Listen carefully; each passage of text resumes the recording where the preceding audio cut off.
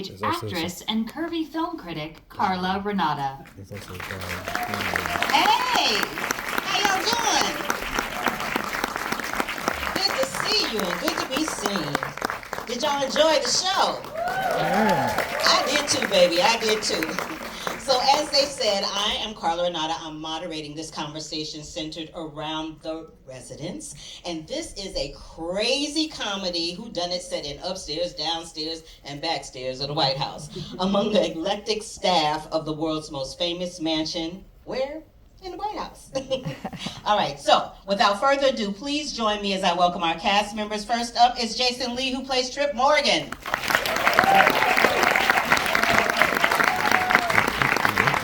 Right behind him is Edwin Findley, who plays Sheila Cannon. KenMarino, who plays Harry Hollinger. Giancarlo Esposito, who plays A.B. Winter. Kelechi Watson, who plays Jasmine Haney.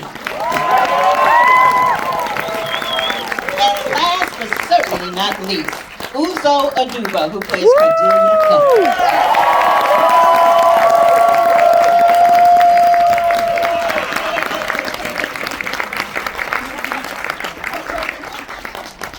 She was like, "Girl, we go way back." So, how you guys doing? Y'all good? Great. Yep. All right, okay, here we go. Great. Let me crack my neck for this first question. Ken, why you playing? Okay. Okay, so The Residence blends comedy into a classic whodunit mystery genre. How did you all approach balancing the drama with the more comedic elements in the show for your performances? And we'll start with Ken first. I just tried to honor the text as much as I could, and it's a pretty outrageous character. And so, I don't think that Harry is thinking he's being funny. And so as long as I sort of stayed true to the text, I didn't try to ride the line between comedy and drama. I just tried to kind of honor the text. Very well stated. Because I didn't realize I was getting the first question. KenMarino, everybody! KenMarino! On your toes, keep you on your toes. Come on, Jason, follow up with an answer. Sorry, what was the question? How do you balance the drama and comedy of this particular piece? That's a great question, because most of what my character is doing, he's on some other planet, following only his own rules. But so it was nice that there were those vulnerable moments, being the younger brother to somebody that this guy is clearly very jealous of. He's got a lot of insecurities. And so it was nice to be able to play those vulnerable moments to kind of balance out the chaos of this guy's approach to life. Cool, Edwina? Yes. Okay, I had the great joy of playing Miss Sheila Cannon. Yeah. And thank you. And we know on the page, right, like she's definitely a funny character. She's big, she's broad. And so for me, being a person that's from the theater and mainly from drama and coming into this, I felt like, oh wow, the comedy's just so fun and so juicy to play. But also for me, it was about what is underneath, right? What is her humanity? What is her vulnerability? Why is she in the predicament that she's in? Why does she make the choices that she does? Why is she drunk? Why is she sipping vodka? You gotta have your job. Wouldn't you have a cocktail or two if you was working in the Listen, it's stressful. But, so for me, I started going to AA meetings and just really delving into that world. And I felt like by honoring her as a real person, because I'm from Washington, and I felt like I knew her. And so for me, it was about honoring the humanity of that and being able to play these different colors, whether dramatic, comedic, and just that vulnerability of what's underneath. And I just love our writer, as you said, Paul William Davies, who created also a very beautiful kind of origin story for her as far as going from the Waffle House to the White House and what that's meant for her as far as her own dream. Now, Giancarlo, before we get to you, I just want to ask you one thing before you answer that question that I asked. there are so many scenes where you are laying on that floor. I just need to know, how do you prepare as an actor to be present while you laying on the floor playing dead? Well, so I do a lot of yoga, and there's a corpse pose at the end of your yoga practice. It's called corpse pose. It's just true. I'm not telling you. It's true. There is a corpse pose. It's called shavasana, and so you lay out and you're present. You're not asleep, and your breath is slow. You slow your breath down, which I had to do. While Uzo was picking up in my mouth and opening my mouth and playing with my wrists. I was like, okay.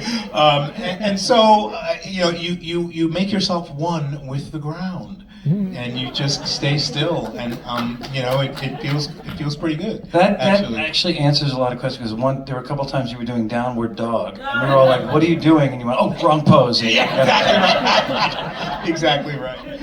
But I think I was thinking a lot as people were answering about playing comedy and how that is played real. I think you search for the truth is really what it is. You're not mining the comedy. You're mining the truth in the moment.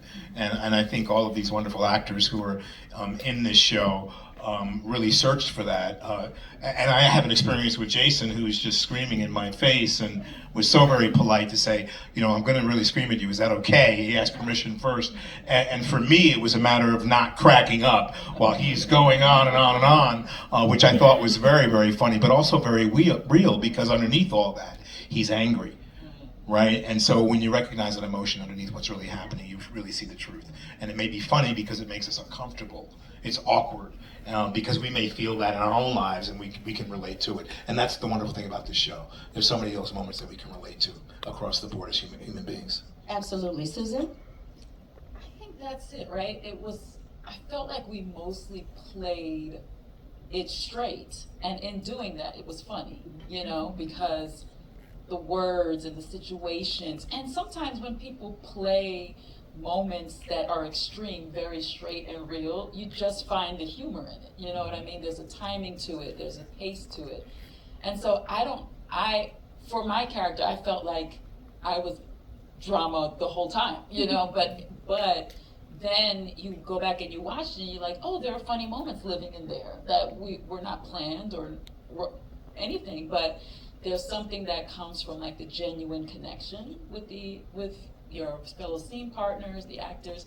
And then I had the great joy of like being in scenes and just being a viewer and watching these people do incredible things. And that was such a great part of doing this, is like getting to kind of be an audience member in a scene.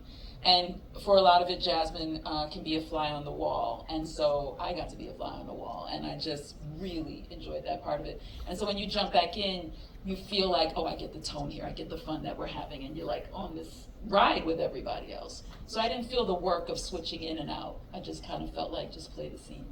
I'm going to keep it there with you for 1 second, because I want to talk to you about that monologue, that brief monologue that you have in episode 1, where they ask you, aren't you the chief usher? That's right. And you get into that monologue of why you're not the chief usher, that you're the assistant and you become the chief usher, right? There is a funny moment in there, and it's not so much like you said, like all of you have said, that you're looking for the comedy, but it was in the delivery of the dialogue and figuring out the pacing and the rhythm, as you were saying, that made it comedic. So I just want to give you your flowers for that, because it was fabulous.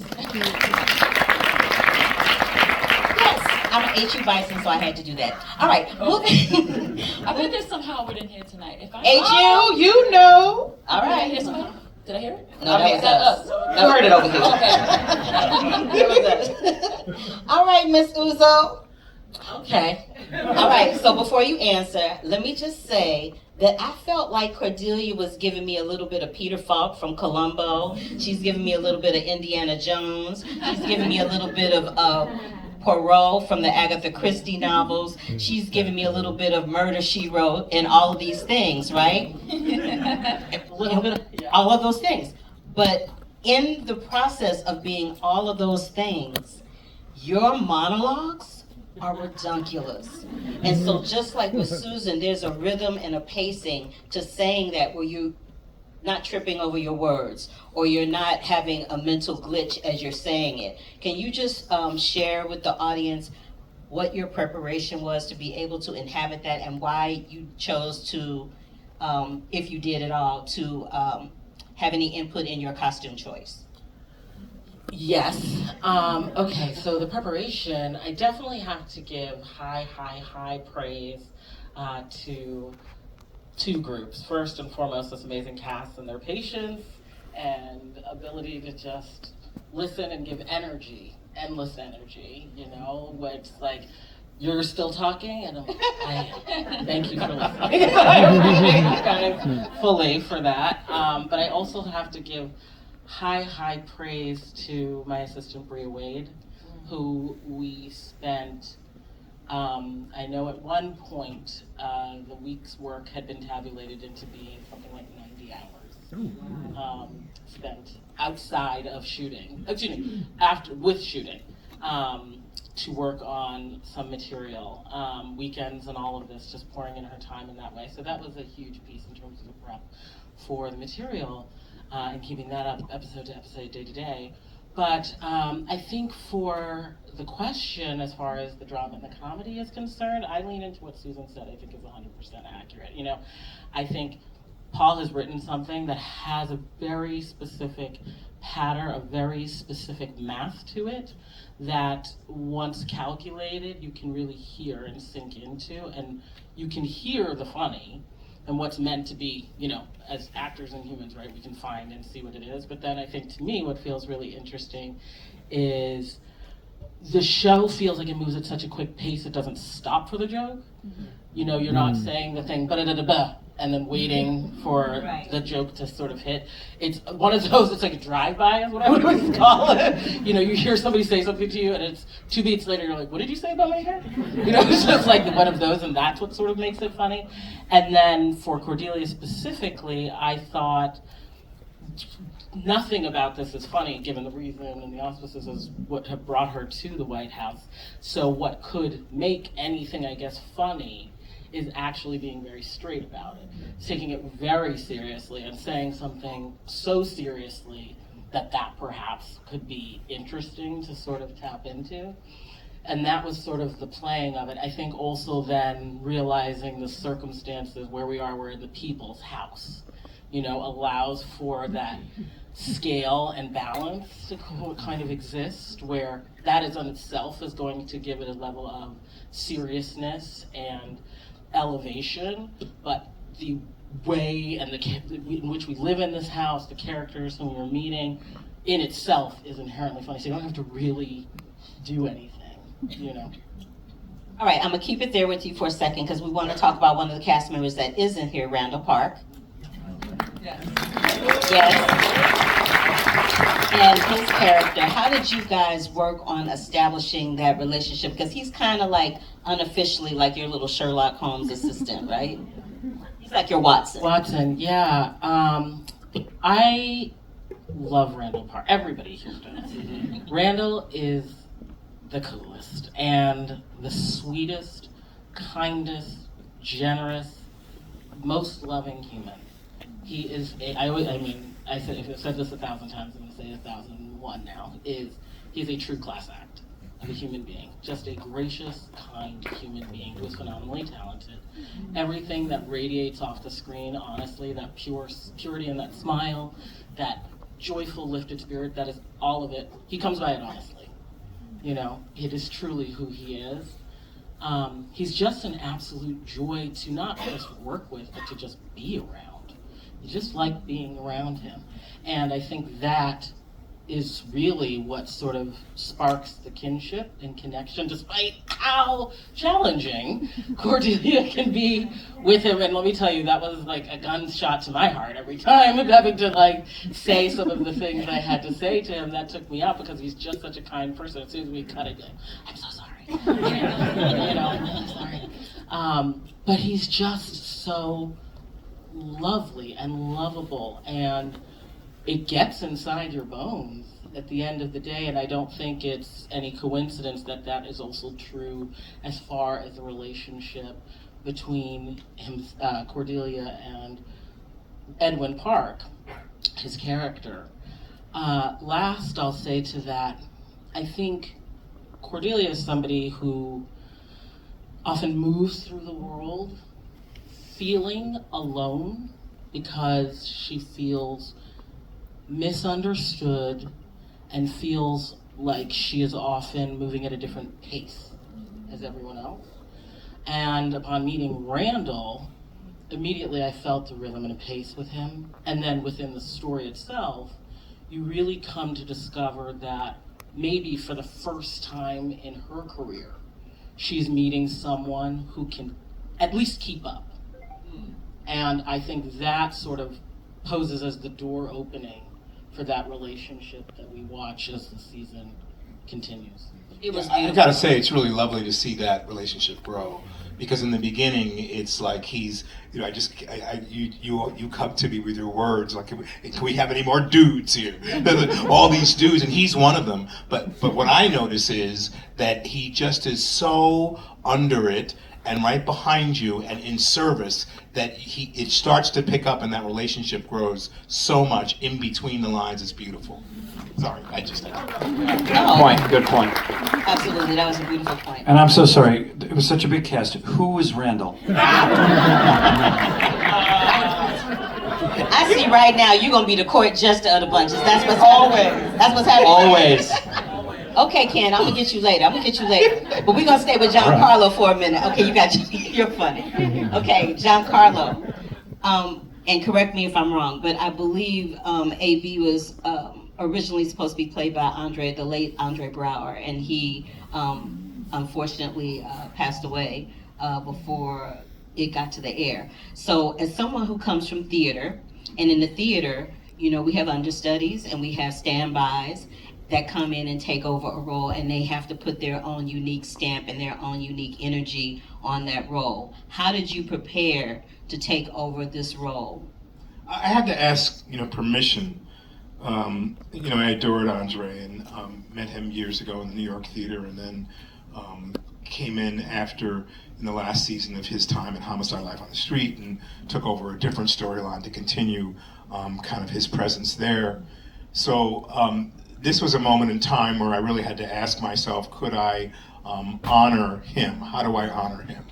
And when I was able to just allow myself to be honoring of his legacy, but having the ability to see it as I saw it, and then there was this whole family of actors who were used to a different energy, who had started and stopped and started and stopped. I thought that the other challenge was to become a part of them, all of them. And so, how I did it was to say, okay, I want to dedicate what I'm doing to Andre, which means I want to come in with grace and aplomb, because Andre was a master of what he did. He was graceful, he was elegant, he was intelligent, he was subtle, and I wanted to honor all those things, but I wanted to allow myself to create the AB that I saw. And so I didn't see any of the footage that Andre did, and I asked the universe to bless me and bless him, and to become one in our journey in creating this, to be an extension of what he had started, whatever that was. And so the moment in time came where we had plates to do, and they had to show me a plate of him standing in the ballroom against a wall, and they had me superimposed with him as a double image. And that was the moment that I just went, oh, it's all happening the way I had invited it to. And so it was really wonderful that I was welcomed so beautifully by everyone in the cast. The first person I met was Susan, and who invited me into her trailer, and we sat down and talked. And it was just the most beautiful moments that I had with you that started everything off. And so this project is so, it fills me up for many, many, many reasons, that I could just be a channel for my work, and a channel for a legacy of a man that I really adored, and a channel for this wonderful writing and material that speaks to what has become this fabulous piece, The Resonance.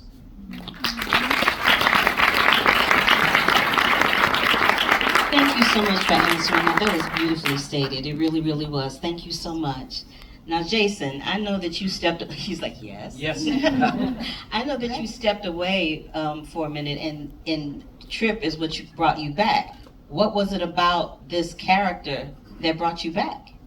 Yeah, I took quite a long hiatus from acting, about 10 years, I think. I did some sort of little cameos here and there and a lot of voiceover work, but I kind of wanted to just kind of be away, and I did some other things. I focused on other creative aspects of my life. And when I decided to kind of get back into this thing, maybe because I was kind of missing it and, curious. You're always kind of curious. And this came up, and I just I knew, like, yeah, this would be what to do after being kind of on pause for a while. Shonda Rhimes and Betsy and the cast and the script and Netflix it was like, and of course the character, you know what I mean? And so I was absolutely thrilled to do it, and it was way more exciting and fun than I imagined it would be, for sure. It was like, and I got to wear pajamas and a robe all the time, and I didn't really have to take care of my looks, and so that was fantastic. Yeah, I got to roll back in. I got to ease back in. You got to ease back in your pajamas. Well, all right then. Now that's a gig. That's almost as great as that one where he's doing corpse pose. I'm just saying. That's a gig you want to get. Yeah, that's right. Now you guys are working in this replica of the White House, which is ridiculously looking very real, like the real thing. At what point did you all individually go from, that reverence that we all have in that space to, okay, you know what? So anyway, and just put a cup of water down and just like live your life. So I'll start with you, Jason, and we'll work our way back toward me. Being on the set is yes, what sir. you're saying? Yeah, it was like, the first time I walked on set. Personally, I was kind of intimidated because, again, I hadn't been on a set, especially one that big, for a long, long time, and I kind of just fell into this thing, and it had already been shooting by the time I kind of showed up. But I was completely blown away. The production design and the sets were absolutely incredible. But yeah, you walk into the sound stages and you see sets of that magnitude, and you kind of know, like, this is a real show. Like, nobody's messing around here. Nobody is messing around here. And so that was both intimidating but really exciting at the same time. Yeah. For me, it was very inspiring that they went to the degree that they did as far as replicating the White House. My grandmother worked in the White House, and so there was so much that was very, very meaningful and special to me generationally. And so sometimes after everyone would go home or when they were in other rooms, I would just sort of wander, by myself through the set, feel the wallpaper and the drapes, and so just kind of endowing a sense of meaning in the various objects that are an exact replica of the White House. And so actually I remember a scene that Giancarlo and I did in the old family dining room, and there was this china cabinet, and in preparation for that scene I just spent some time in the space, and there were these plates, right, that are White House plates like china. But my grandmother would have those plates in her cabinet in our family home. And so it's like, as an actor, the space feeds you, right? Like, you endow it with certain history. And so the fact that Shondaland, went to that extent to make such a precise replica, for me was very meaningful. Yeah, I think it all starts from the writing, like Paul's script.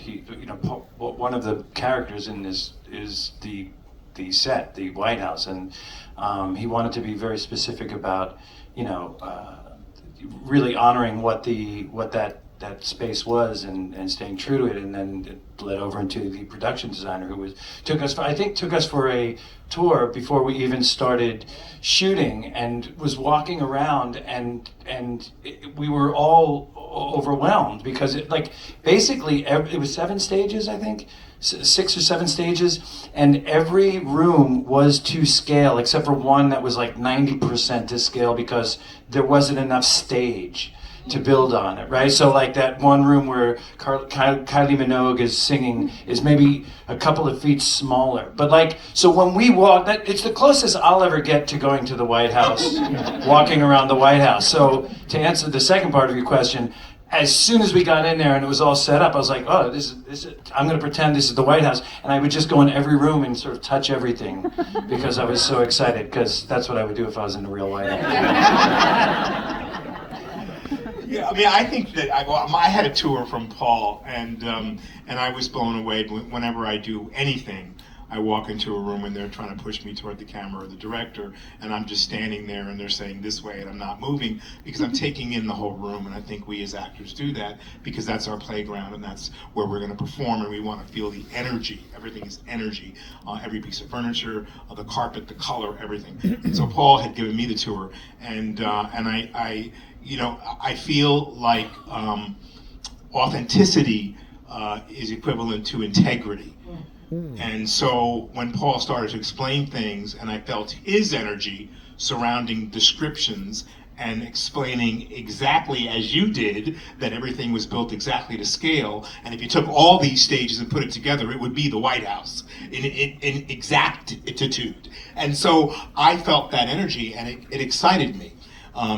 Even down to the explanation that some of the wallpaper was the exact pattern, but maybe a little deeper in color, and maybe they altered this color by a shade or a half a shade, but that was the color. And so you get the sense that you're actually there, and I've been there, and so I've been in the White House, so it all reflected back to me, and I started to remember. And the scene, Edwin, you're talking about in that dining room is connected to the pastry pantry, which has spiral steps, and it's a half room, right? So, and it's exactly as it is in the White House. So when you're in that environment, you're able to feel as if you can act as if you are actually there, and this house represents a place that we all had to live. I mean, we live in this house. And that really, and for AB, that means everything, because of course AB is the keeper of the house. And therefore that becomes something that is very, very important to him. And passing it on becomes even more monumental. Who would be up to that task to take care of this beacon? Beyond the president and all those who are there, this is a beacon of light where people have to live and make all these decisions for all of us. They have to feel comfortable. And so part of AB's job is to allow everything to run smoothly for them to feel comfortable. That's the gig. Well, okay, Giancarlo, you just better be dropping nuggets and wisdom and knowledge up in here today. Okay, Susan. You know what I loved about that set is that you could be walking and stay walking and still be in the White House. You know what I mean? And still round a corner and end up in a room that was fully furnished, fully recreated, fully the replica of what it was representing. And then you can walk further and end up in another room and it's fully the replica of what it was representing. So you never lost a sense of being in that space. And down to the moldings and the amount of like stars that are like in the molding. Everything has meaning in the White House. I don't know if you know this, but like they'll be like, oh, this many stars because of X thing in history or whatever it is. And all of those things were replicated. Wow. And going up those spiral stairs and feeling like everything felt like the journey you were on. It gave you the feeling of like you are moving through it in this journey. And I was many times a tour guide for, Cordelia and Park. And there was this sense of like, it helped me to feel like, oh, I really know this place. And if I didn't know my lines, I'd be like, oh yeah, the yellow room, because we're right by the yellow room. So I'm like, yeah, the yellow room's right here in the library. You know what I mean? It was like, it helped me because it just pointed to everything and everything was right there. And what really tripped me out is that when we were finished with an area, they would tear it down. Oh. They'd take it down because then you had to build up something else. And it's like, the amount of work and it was so precise, and I don't know how people can do that. Like you can put that kind of love and energy and then rip it down and then do something else, which really does speak to the crew that we were working with and the people that create these spaces for us, that they care so much, they do it with such excellence, that we just are able to execute. Nobody's sitting around like, well, if I'm in the oval room and it's supposed to be yellow, why is it red? You know what I'm saying? Like, everything is like, everything was really laid out for us in a way that we don't have to think about it. All we have to do is admire it, you know? And I think that really speaks to the craftsmanship and the way that, you know, our producers and our Shondaland and all that choose the people that, you know, recreate these worlds for us. Yeah. Yeah, so please. Yeah, I would say I would start with every space with this deep, deep reverence, you know. It's been said already, you know, our production set designer, Francois, did such intricate work and was so excellent at his job and at his art making in terms of the level of research, detail, attention that he and his team paid to essentially reconstruct the White House, which, by the way, when you look at it from the outside, it looks like, you know, it's maybe 2-3 floors, but the White House is actually 6-7, if you include the bunker, levels. You know, it's 5.5 acres wide. It's this huge, expansive property in truth, as far as the people's houses as it exists. And for him and his team to do that level of research, that level of detail, and pour that into our set and have all of those spaces done to scale, paid with that level of attention, you can't help when you come into it for the first time and it's your best manners, you know. You're sitting down, don't sit too much on the chair because the chair really may have been Lincoln's chair, whatever, you know, but it's not, you know, that kind of a thing. And as soon as you get comfortable, because they had done that diligent work of building essentially the White House, you're moving into another space. And as soon as you're comfortable like this, you're now in another space and getting back, you know, in your formal P's and Q's, you know, to really pay that attention. And I think that was both a reflection of just truly how real it felt and looked, and the respect, I think, wanting to pay to that character. Ken, you said it just right. It really was another character in the show. It felt alive, it had breath to it, had energy. And you don't treat something that has breath and energy lightly or disregard it sort of as if it's nothing. You give it its full proper weight. And I think that's what we sort of came into the space with. And you know, and then eventually you get a little comfortable and you put your coffee down. Take a nap on the couch. Exactly. In the guest room, 301. Oh, you're done? Okay, I'm gonna go over here and take it down. But it's that. It really, that you really just have to give that, you know, hat to Francois. I love that. Thank you all for indulging me with that question. Susan, I just want to jump to you for a second and talk about, you're probably the only person in the cast that has a character that's based on like a real position in the White House, you and AB, right? The chief usher. Did you have an opportunity to talk to the chief usher of the White House to prepare for your role? Yeah, well, everyone in the residence is an actual role in the residence, you know, in the real White House. But I was fortunate enough to have a assistant usher come to our read-throughs and was like there for the first week of rehearsal. So I had a little cheat sheet because I had never heard of an usher. You know what I'm saying? The only usher I know is like, here's your seat. You know what I mean? And so, what is that in the White House? What is that? And to know that it was a chief one and an assistant one, what? So she was the one who really broke down to me, like, the role of a chief and assistant usher, much of which is really in service of the house. And there's no like being cute about it. Like even when I was choosing my wardrobe, because I wanted to wear, you know, there's these funky pants that went with that blazer, man, and I wanted to wear those two together. And they kept being like, you gotta take it down, take it down. And I was like, but it goes, you don't see how it goes. And I would like send it to her and be like, would you wear this? You know, like you would wear this, right? And she was like, no, I put on some plain black pants with that and this and that and take it all the way down. And even in her telling me that, I was like, okay, Your job is not to be seen and flashy and all these things. Your job is to make sure everyone who moves to this house has a comfortable experience, has the integrity of the White House is upheld, and that you mind your business and let them mind theirs. And that was very important in setting up who the character was to me, because I was searching for, like, what is this personality that she has, and what is this and what is that? And I learned that her top priority is supposed to keep those P's and Q's that you were talking about. And the fun of it is when she drops that. You know, the fun of it is when it drops down into, girl, let me tell you what really happened. You know what I mean? And she can have those moments, but it was she represents the house.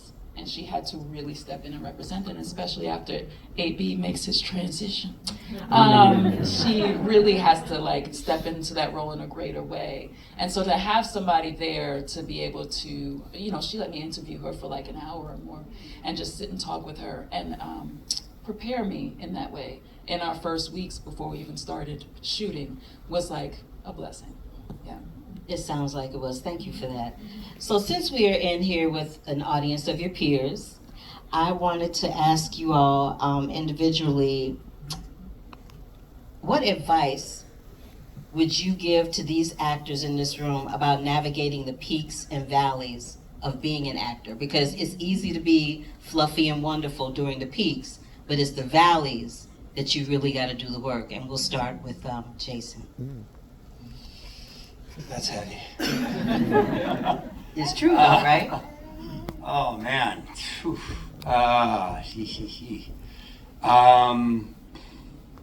Gee, I mean, I that's a really good question, and I'm getting all deep now.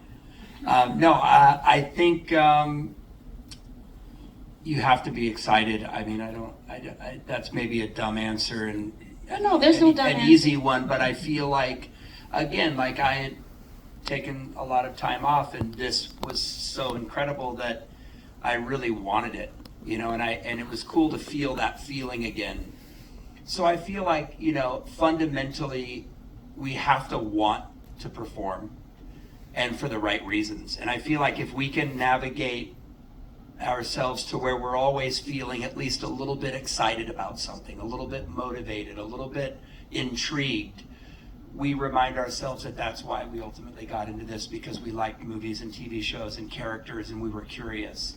I feel like maintaining that even when you're not working or getting a lot of work, I think if we can maintain that enthusiasm, that keeps our head above water, is kind of what I found to be true for me. Love that. I think I have a two-part answer to that. One is that I think it's really important to lean into and discover your purpose, and a purpose that's higher than the craft of acting, of which acting is an expression. Acting is an expression of your purpose, but what is your purpose when you're not being hired? What is your purpose when you're not on set? What is your purpose when you're not in rehearsal or not on stage? And you know, as actors, a lot of times there are years where you're off stage or off camera longer than you're on. Right? And so it's like, how do we create a full and wonderful life that honors the spirit of who you are? We're in a business that's not always honoring who we are, right? Like, word, trust, yes. We're in a business that does not always honor the worthiness that we all have, and the beauty of spirit and the beauty of gifting that we all share in this room. And so one of the things that I always kind of encourage people to do too is, if you need a side job, right? A lot of people have side jobs. If you can find a way to serve, or find a way to tap into the gift that you have and maybe use it in service of someone else. I know that was like my side jobs coming out of college, and all of that was like doing workshops and young adults and women and these kinds of things, and it lit me up. And I feel like as actors, we need to stay lit up, right? So that we can actually do our craft. So when we go to the audition, we're lit up, right? We're full, and we're not coming from a place of lack, we're coming from a place of abundance, because we know who we are and we know what our value is.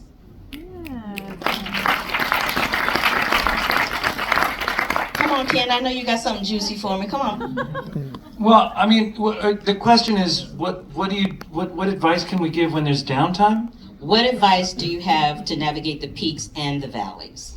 Well, you know, I feel like my whole career has been like this, right? So like, what I would always say to myself and what I would always say to other people that, my peers, is, you know, in those downtimes, make sure you surround yourself with like-minded people, people who are creative, and try to self-motivate and create things for yourself.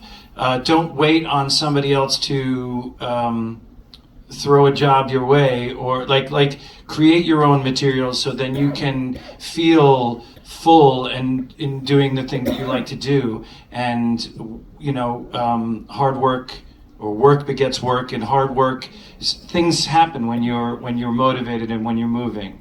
It's very easy to be stagnant and to not do anything, to not motivate yourself. But my advice would be, when nothing's happening, and this, I'm just talking to myself too, you know, you have to just surround yourself with creative people who find a support group, and create, whether it's writing or shooting something or playing music or whatever. Like, just create, because that's, I think, who we are, you know, on our core, right? So that would be my advice.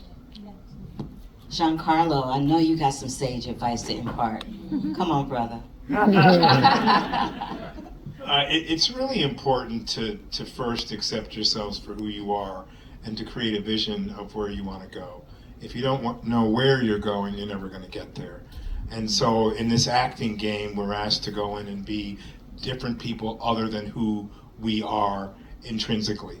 And we're asked to transform ourselves and into a character that sometimes we may not know what that is. The invitation is for you to find out. The invitation is for you to be a channel. The invitation is for you to find out what you're good at, and expand it and deepen it and expound on it.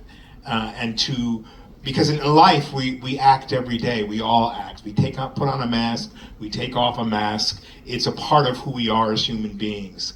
But to create is to work at it. And so the peaks and valleys are always going to be there, because that's how it is in life. That's how it is for us as human beings.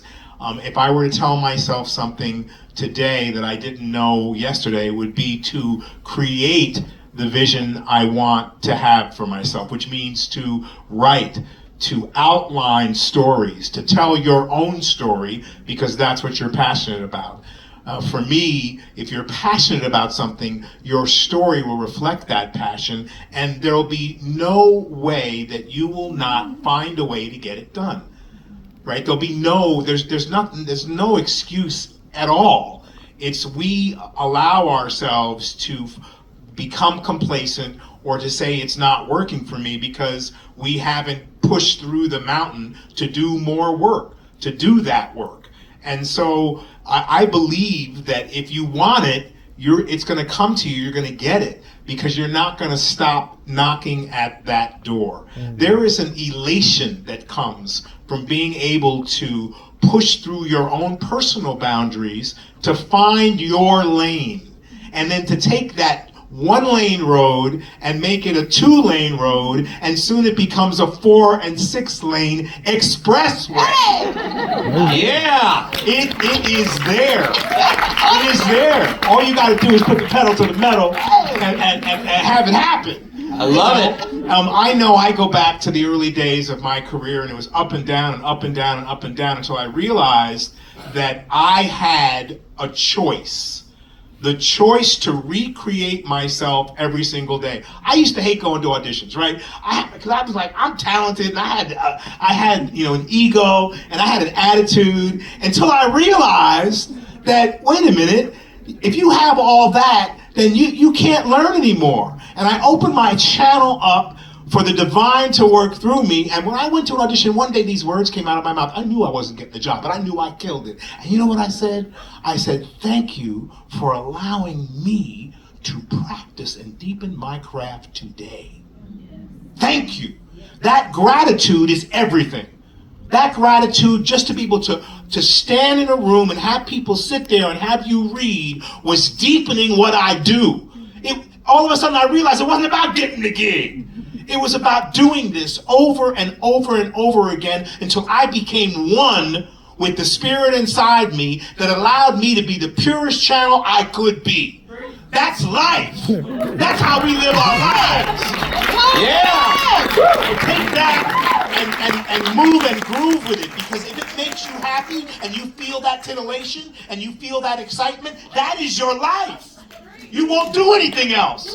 You will never let go of that elation. I'm telling you, it is the truth. I'm not a company man. I'm playing A.B. Winter. That's a company motherfucker. I mean, you know what I mean? And I realize I don't like company men my whole life. I'm a renegade, because that is power, to be a renegade. But I realize, wait a minute now, there's something about this company man you must play, right? Because you cannot lead unless you can follow. That's all right. So you got to fall in line and you got to do your time. And when you do your time, the ocean, the world, the energy of everything will come to you. Put the time in. Well, listen, yes, give it up. Let's go. We are out of time, y'all, but I just want to tell each and every one of you, I have watched this entire series twice, and it is because of your performances. Each and every one of you bring it 1,000+%, and it's been a joy to watch you create these characters. It's been a joy to watch you on this series. It's been an immense joy to sit here and have this conversation with you, not to you, but with you. And let's give it up, y'all, for Findley, KenMarino, Giancarlo Esposito, Kelechi watching, and Uzo Aduba. Tell your friends to watch The Residents on Netflix. I'm your moderator, Carla Renata. Thank you for coming out. Thank you. Thank you guys so much. Thank you for attending.